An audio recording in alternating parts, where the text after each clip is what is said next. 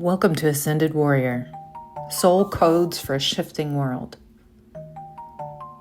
This is your sacred space to awaken, align, and rise in your purpose. So let's begin. Welcome back. This is Season 2 of Ascended Warrior, Spiritual Codes for a Shifting World. This series is all about reframing what is happening in our current daily lives and helping to see those events through a spiritual lens. So everything from massive earth changes, earthquakes, fires, tornadoes, all the way down into the political sphere. What could the soul lessons be of our leaders at this time, of the economic crisis? Last season was a real good dive into some of those critical topics, talking about the economy, the shakeup in the global economy being about outsourcing old systems that no longer serve us and breaking down hidden systems that we haven't been aware of, or at the very least, we weren't consciously aware were happening to us. Breaking up of that debt system that we have been subject to for hundreds of years. So with that chaos comes a lot of fear. So we dove into fear culture. Fear culture is one of those things that cannot be talked about enough in today's day and age, because when you boil down all of what we are feeling or what we are experiencing, it often comes down to fear, the core feeling that we have that's leading to anger, that's leading to hatred, that's leading to polarization, dehumanizing each other. It usually boils back down to fear. So we live in a system that wants us to be fearful. And that's something that is important for us to recognize, especially if you're a spiritual seeker, because you have control over your fear and how it makes you feel. Now, everybody can do that, of course, but spiritual seekers are awake to the fact that that is not how they want to live. They don't want to live in a world that can control them. They don't want to feel that their emotions are outside of their control. They don't want to fall into the illusion of the systems that have been created for us. There is more to this life. There's more to this world. And that is definitely something that I love pulling apart. And this season's going to be no different.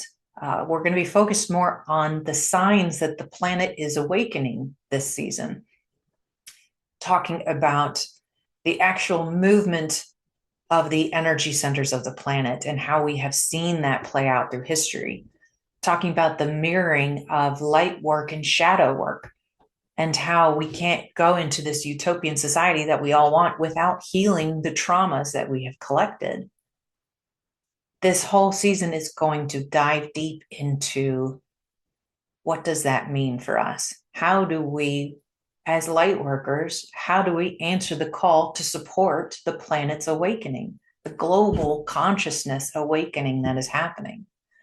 So it's going to be a really good season diving into those subjects. And as always, I preface this by saying no matter how intelligent I think I am, this is not information that comes from my brain. This is information that comes from spirit. This is information that comes while I'm channeling and meditating, when I'm reading cards, and things that I've researched and learned through other people who channel. So this is heart information. And I ask that anybody who listens to the show to focus on it from that lens. I like to talk about things that are fairly taboo if you think about them, if you live and listen from a place of fear. But if you feel into the subjects, if you open your heart and listen to the subjects, it can change the very codes of your DNA. Because that's what spiritual awakening is. It's bringing in light and energy into the physical body, allowing the physical body to hold more light, allowing you to connect more with your true self. And we do that by opening our heart and feeling versus listening. So with that said, first episode of this season 2 is going to be on the planet's awakening itself, talking about what that means, starting with the planet's Kundalini rising. So the Kundalini is something that we've talked about for a long time as far as something individuals go through. It's the energy centers of the body, known as the serpent. And as your energy centers, starting in the base, glow, as they open up and start to radiate more light, this serpent rises through the body, through the energy centers, and uncoils, connecting you to your higher self, connecting you to higher energy. Well, the planet also has a Kundalini. It has an energy center that is rising. She is in her awakening. And when I call the planet a she, I mean that in the divine feminine sense. She is a perfect balance of divine feminine and masculine. But when you think of a being that houses all of the souls in this world and provides unconditional love and support and patience, that is Mother Earth, the ultimate mother. Her rising was triggered in 2012. Now, this was actually a physical movement of where her energy center had been to a new center. Her energy center is in a 13,000 year cycle. Every 13,000 years, her energy shifts. And for the last 13,000 years leading up to 2012, the energy center, her Kundalini center, was located inside the Himalayan mountains. Tibet, Nepal, India, the energy centers that were the Mecca for religion for 13,000 years. People felt called to go there and be a part of those spiritual centers. Well, in 2012, she finished officially her move to a brand new center down in the Andes in South America. Her energy has shifted from the northern hemisphere of the world to the southern hemisphere. And with that comes all sorts of major changes. The northern hemisphere was known for its masculine energy. So for 13,000 years, we lived in masculine creativity, their intellect and mind energy over emotion and heart. The masculine was the focus. Now, with this new shift, that focus is shifting into the divine feminine, like energy centers, healing, heart versus mind. So a really exciting time. But with that shift comes that feeling of chaos. It comes great change, and turmoil is the word that pops into my head, which is pretty accurate, but not at all optimistic. So the movement of this energy center is not just her rising, it's mirrored in us too.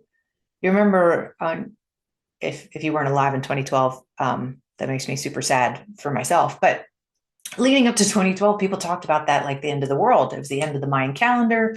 There were no dates past this. That was it, right? They even put like John,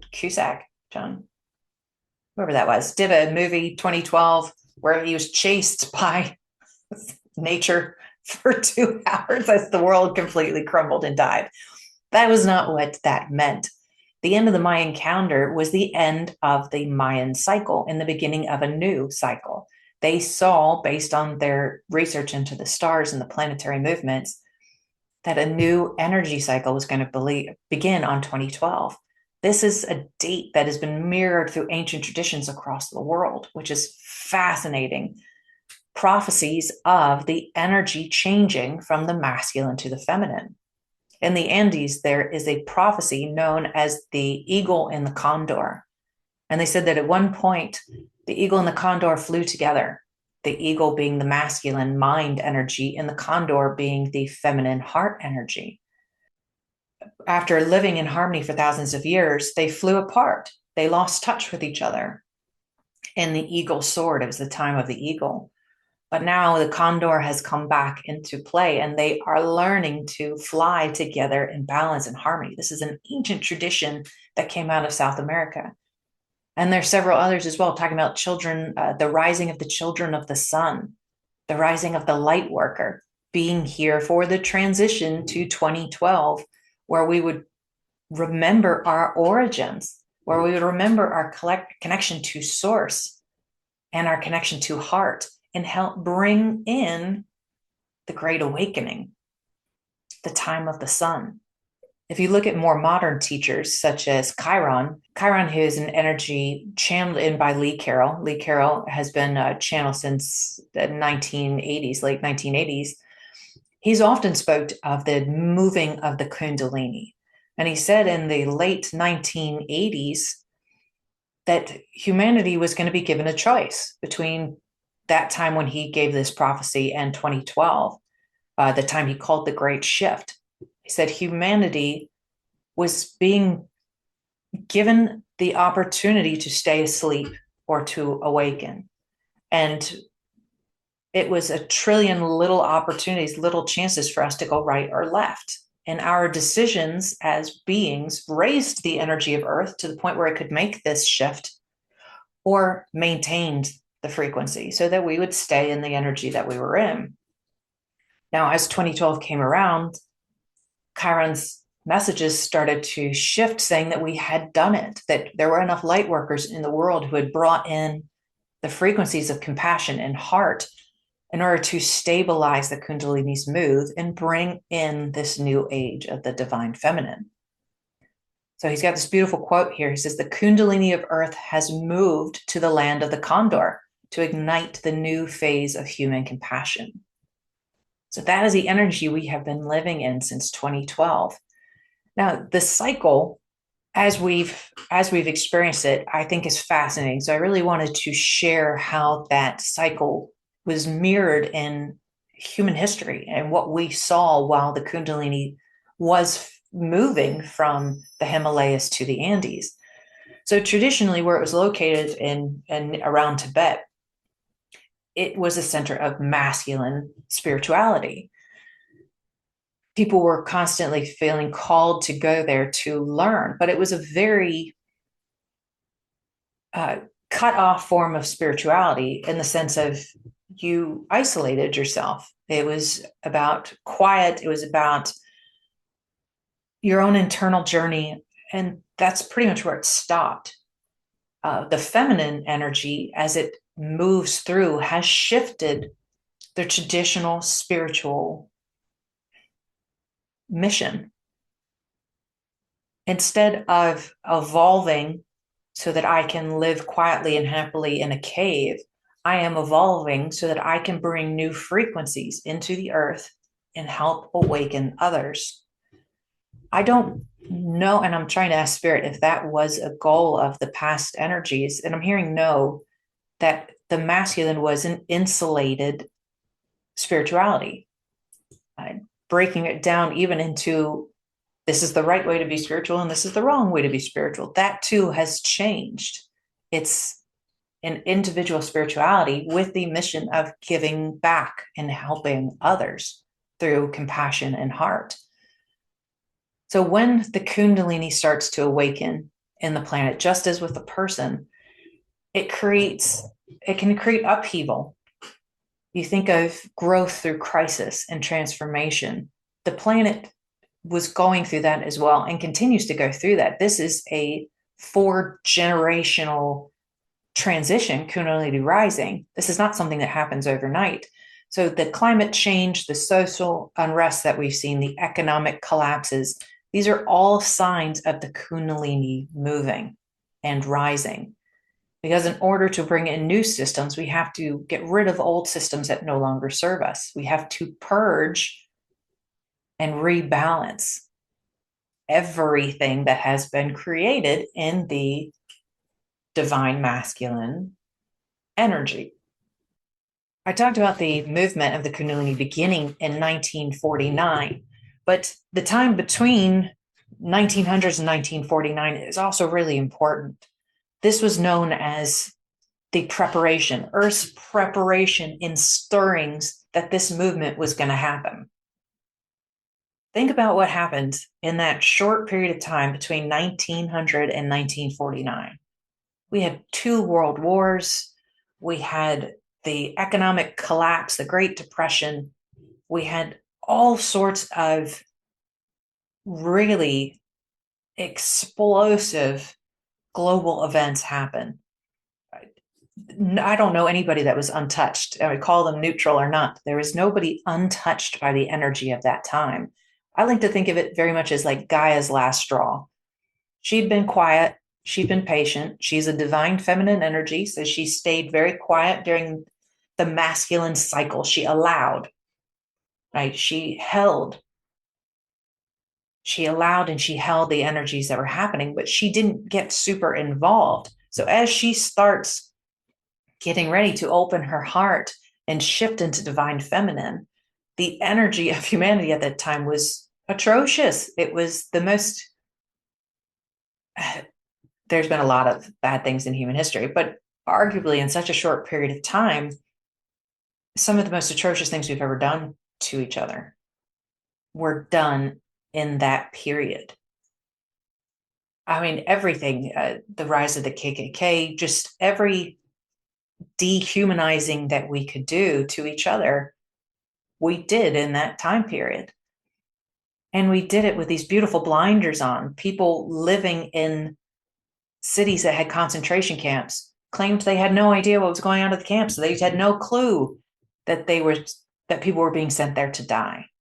Those blinders that we wore during the time and the amount of souls that were leaving, really, when I visualize this in my meditation, was Gaia's last. They got on her last nerve. She finally got to the point she's like, I must move. Now, that's not to say this cycle wouldn't happen, but the energies were right for her to move. We had gone so far in the dark night into the shadows with our human energy, with our intellect over feeling, that we were willing to do those things to each other. So her energy was ripe to move. She starts moving in 1949, and you can see the migration of the Kundalini in both the light and the dark, in the shadows and the energy movements. This is the rise of the civil rights movement. We had fight for women's suffrage. We had gender balance discussions. It was a time of early activism, of peace versus war. These were discussions that hadn't been done in the past. Now, the flip side of this, because with the light comes the shadow, this also brought an influx of duality, hidden racism, hidden gender issues. These things weren't being healed. They were being swept under the rug. You look at the Cold War as a beautiful example of it. How you can have a Cold War is so bizarre. We had politicians that were getting outed for corruption. We had many wars that were being fought for reasons that we weren't being told. It became a time of shadows and lies, while at the same time being a spiritual awakening and explosion for those who were seeking. Moving through that cycle in the later years, especially after 2000s, things really came to a head with that shadow war that was going on, the war on terrorism, the hidden regimes that were using chemical weapons on their people, mass executions that the news would just pretend weren't happening. They were taking that, it's like that model of World War II, that time before the movement had kind of come back and it was fighting back. Like, don't look, don't see, don't feel. Here's what's happening. Just read this piece of paper. This is what's happening. Don't go any deeper than this. So the shadow fights back in that way. It fights back with these shallow lies and intrigue and this sleight of hand. Look over here. Look over here. Don't feel. So that is how the shadow fought back during that movement and continues to fight back. The shadow is necessary. And I'm not saying that the shadow is like some evil entity. This is important because while we had those movements leading up to 2012, the explosion of spirituality in general, there are dozens and hundreds of thousands of different spiritual practices out there that were founded before that time. As the light grows, so too does the shadow. Because in order to evolve, we must deal with our pain. We must deal with our trauma. You can never whitewash over the pain that was caused in the times before the movement, in the times during the movement. They have to be addressed. Slavery, racism, the gender inequalities, the slavery that still exists in the world today, other humanitarian crises that are going on. We can no longer pretend that that's okay and that we don't know that it's happening. And the shadow will continue to grow until we deal with those traumas. The traumas, the shadow, are very important. And the more loud they get, the less people can ignore them, which is why awakenings are happening in mass. Because the more chaotic the world gets, the more people start looking for answers. The world is so chaotic that at some point you have to say, all right, is this me? Or is this happening for a reason? And we've seen a lot of that after 2012. So the movement was successful. The Kundalini was able to move into the Andes in South America, anchoring under Lake Titicaca, Peru. And these places are started to call to spiritual workers. I know I've gone down to Peru. I think I went down in 2016. They're calling to people more and more. The traditions of those places are calling to people in new ways instead of the traditions out of the Himalayas. Buddhism, Hinduism, these are more heart-based traditions that connect to nature. So with that movement finalizing, we finally get into reintegration. And Chiron talked about this one a lot. The reintegration phase is not easy. It's like growing pains. You think of a child whose body is growing very quickly. That is what we're feeling, those growing pains. The Kundalini has anchored in. Humanity and the planet are finally on the integration phase, but we still have these growing pains. We need to live to learn. We need to learn to live in this new frequency. That's really where Lightworkers come in. We bring in frequencies with us as we evolve. The children that have come to the planet after 2012 also had different names that they were given: sapphire children, crystal children, quartz children, all stone-based, of course. And yes, I do have a stone with me today. These children were coming in without the same amnesia that we have, that the earlier generations have. They came in with an understanding of their connection to source, even if they didn't know what it was called or what it meant. They felt their truth. They felt their true identities in a way that many of us spend lifetimes trying to find. So they brought in new energies with them when they were born, energies that other people were able to tap into and feel, raising the vibration of Earth, which then again raises the vibrations available to all the other beings who are still asleep. It is this wonderful mirroring of us and Gaia above and below. As we evolve as light workers, our frequencies begin to change. Our DNA begins to change, doing the same thing that those crystal children have done by bringing in new energy. So think about that as a responsibility for sure, but also a divine mission that doesn't require you to do anything. It just requires you to be your higher energy, to be your truth. And you can see how the shadow has really fought back on even that realization. There's more and more people coming to the realization that they are light, that they are divine beings. So with that massive evolution and understanding of the planet, which feels relatively new in a lot of the circles that I've heard, but obviously these are things that they've been saying since the beginning. With that rise in spirituality, there's also the rise in the shadow work that we have to do. The shadow work has become even more critical and monolithic. You look at the institutional breakdowns that we have had since 2012. certainly in the US, and I always caveat that I'm a victim to the, I will rephrase that.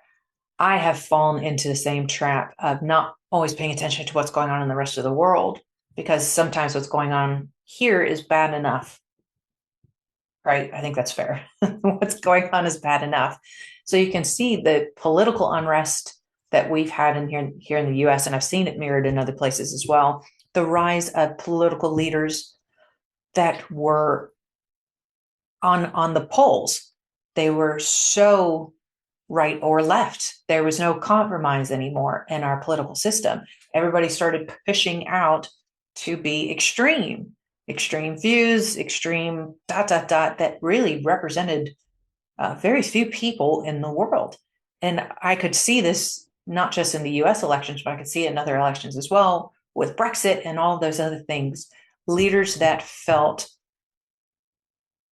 that dehumanizing other parts of the world was the way to get power, by making people fearful for the state of their families, for the health of their families, that they could stay in power.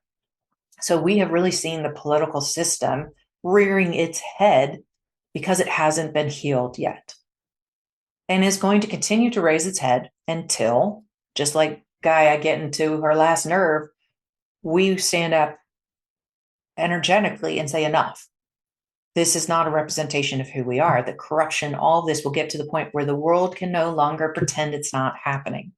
Think of those cities that were next door to a concentration camp. It's so easy for us to say now, there's no way that could have happened. There's no way that could be happening in my neighborhood and I wouldn't know. How true is that? How much do we know about what our neighbors are going through? How much do we know about the corruption that's happening in our own countries, in our neighboring countries, in our allied countries, in our enemy countries? We don't. We are still self-focused, and that is something that's got to change with the heart focus. That's why this stuff feels so chaotic. It's because it has to be to get our attention. This is an energetic war. There's not a good guys and a bad guys. It's us versus ourselves. It's us versus our old systems. And in this reintegration phase, we still have the choice to stick with what we have done the entire time in this masculine energy, or to shift to the feminine. It's an individual choice that is mirrored in what Earth can do in her awakening. Our frequency raising, again, raises the frequency of those around us. So these upheavals, the economic crises, the environmental changes, the earthquakes, the tornadoes, all of those do feel more violent than they have before, partially because we're more sensitive than we were in the past, but partially because Gaia's trying to get our attention. This atrocity is happening in our neighborhood. What can we do to wake people up to that truth? And that's pretty much what is happening in this energetic war, is the volume keeps getting turned up to help awaken those who are asleep. And it has felt very traumatic. Where light workers are so integral is we can't get sucked into that. The tornado is going to continue to spin. It has to continue to spin. The sound is going to continue to go up, and it has to, because there are some stubborn people here who don't want to wake up.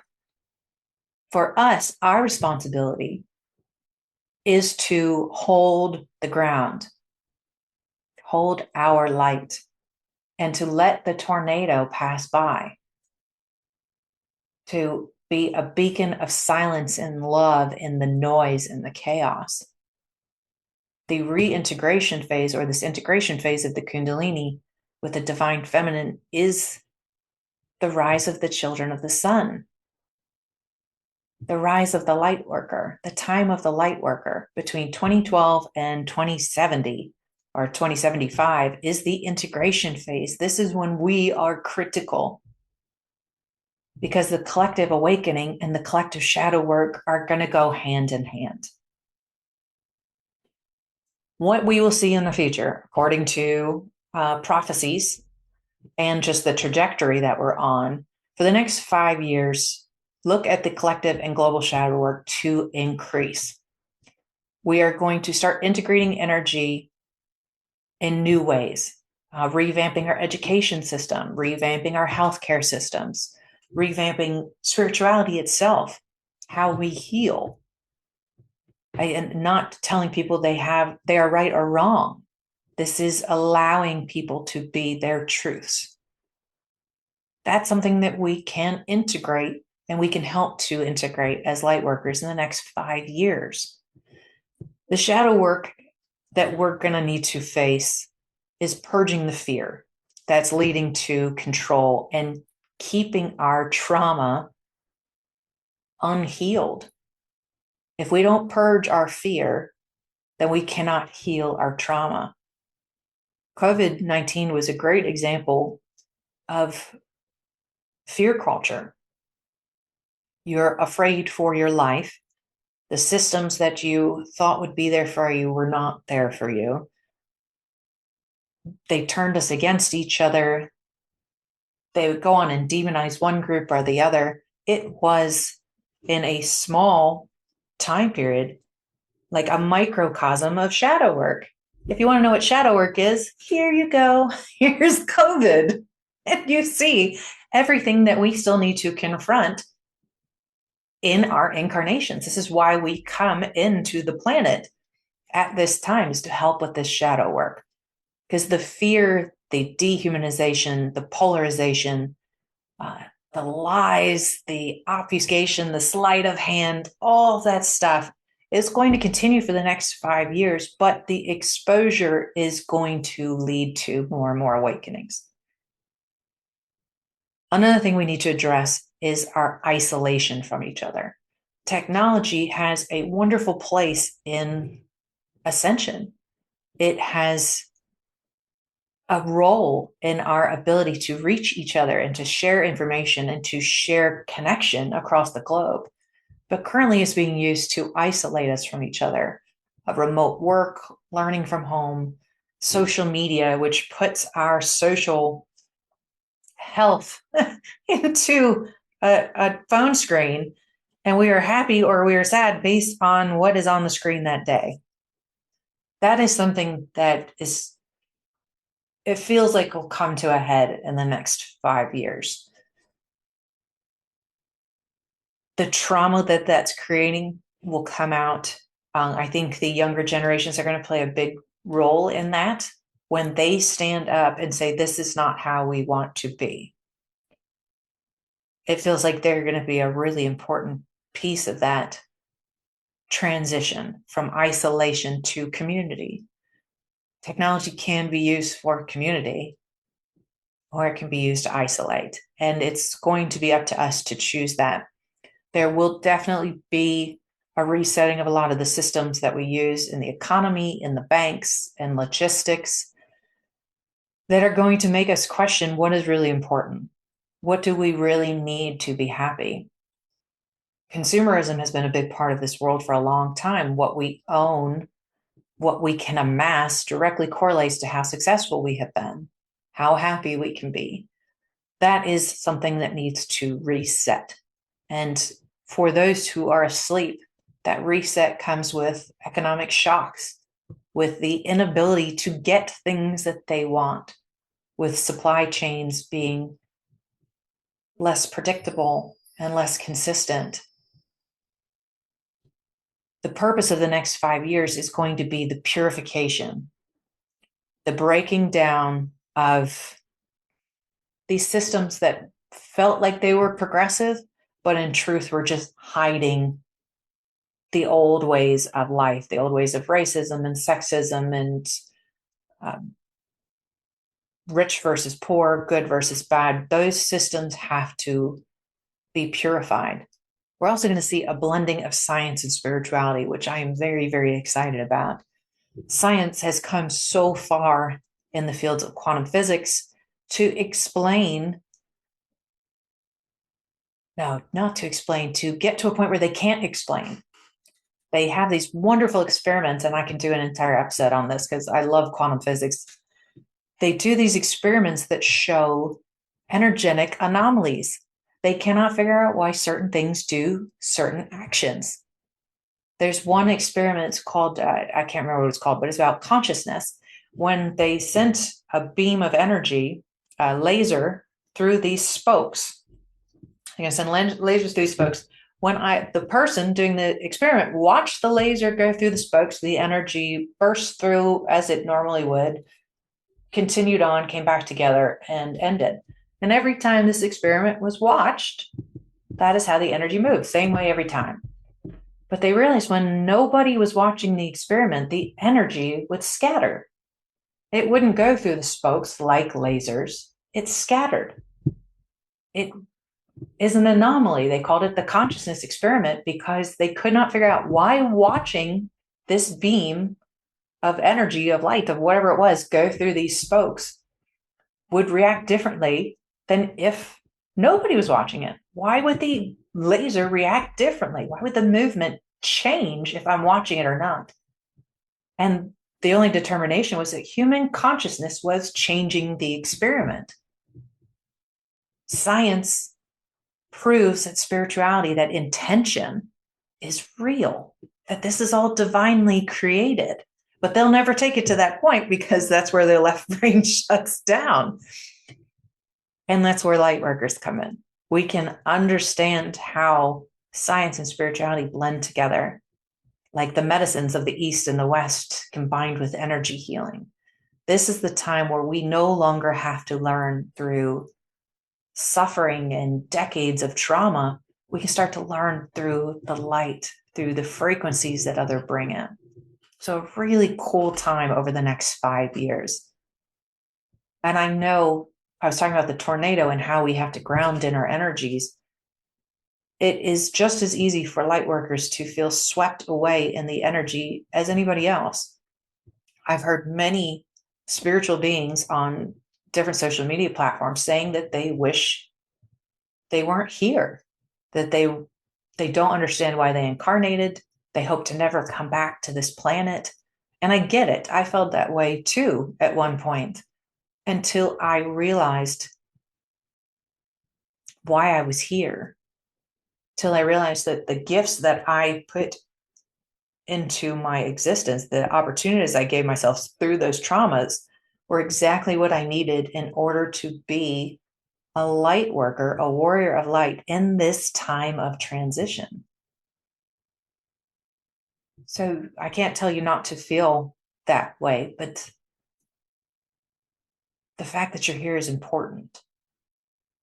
And it will help others learn through light instead of learning through suffering.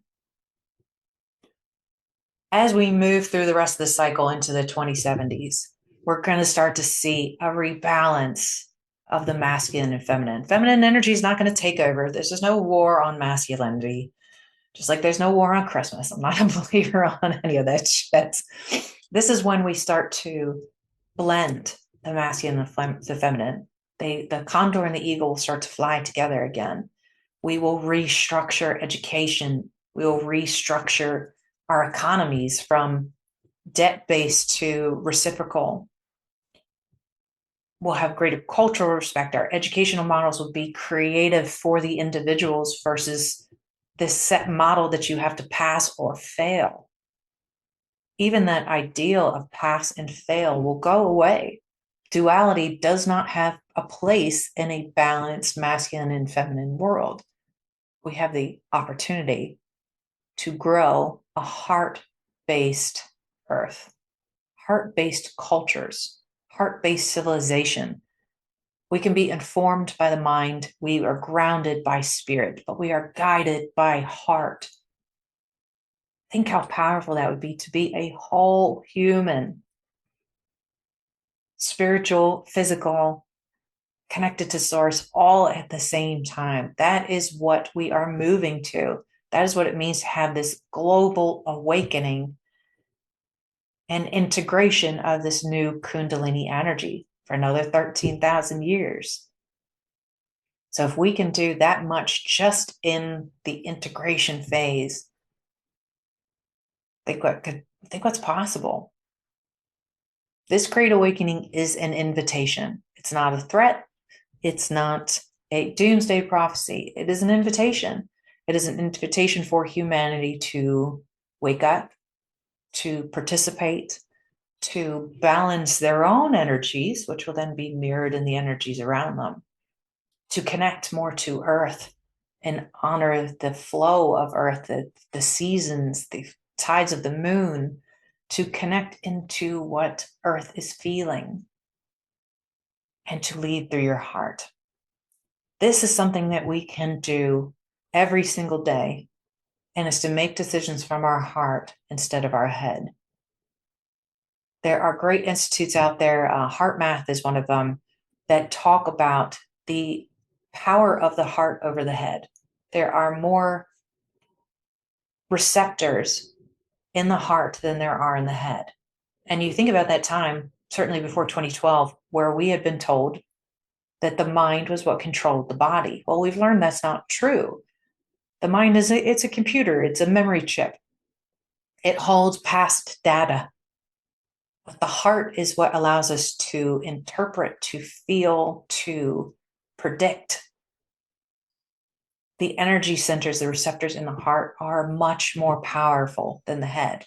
And that is how consciousness is moving away from the head and into the heart. So think about how you can make decisions with your heart and lead that way.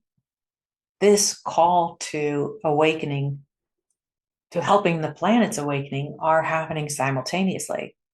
And there are many ways that you can align to this new energy in a practical way. Staying tuned into heart-based content, joining spiritual groups that have discussions that help you connect to your heart, to your soul purpose, to your soul identity, to Earth. Meditations, energy work, just walking around barefoot, doing things in nature, getting involved in quantum physics and the science of water and how water holds memory. There's so many great ways to help connect to this awakening in a practical way, all the way down to holding crystals when you talk to people. This is a very uncomfortable yet phenomenal time. And for the planet, for Gaia, this is her awakening. Many of us have gone through our awakening processes prior to this in order to be here to support her. And there are going to be many, many more who awaken because of her awakening. This is a cyclical journey, an evolution together, the ultimate community. So get involved, figure out how to connect to your heart. Learn about heart coherence. That is the wave of the future, and one that I still need to understand better. Living your purpose, living through your heart. Sounds easy. Be prepared for the shadow work that comes with this. As you ground into this energy, it will feel less chaotic, I promise, because I do it myself. There are times where I start to feel swept into the energy. I did an entire episode on the Trump mania that I was feeling and how I pulled myself out of it because I became aware that it was happening. And I didn't want to feel things that were outside of my control. I didn't want to have fear incited into my body by outside entities. So by becoming conscious of it, I was able to turn it off and move back into heart. So I promise you, it does work. If you enjoyed this video, please like or rate. Subscribe so you can stay up on all the next episodes that are coming up for season 2. Season 1 is binge worthy ready on my website with the link below, ascended-warrior.com. And be prepared. This season is going to be a roller coaster ride. Next week, I'm going to be talking about catalyst souls, souls that come to the planet in order to trigger movement, to trigger awakenings and changing of culture. I will go back into World War II because there were a lot of souls at that time that were catalyst souls that came down with very dramatic intentions in order to shift the collective and prepare Earth for this awakening.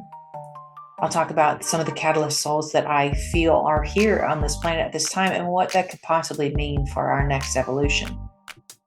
I hope you enjoyed this episode on Planetary Awakening. Please comment. And until next time, love and light.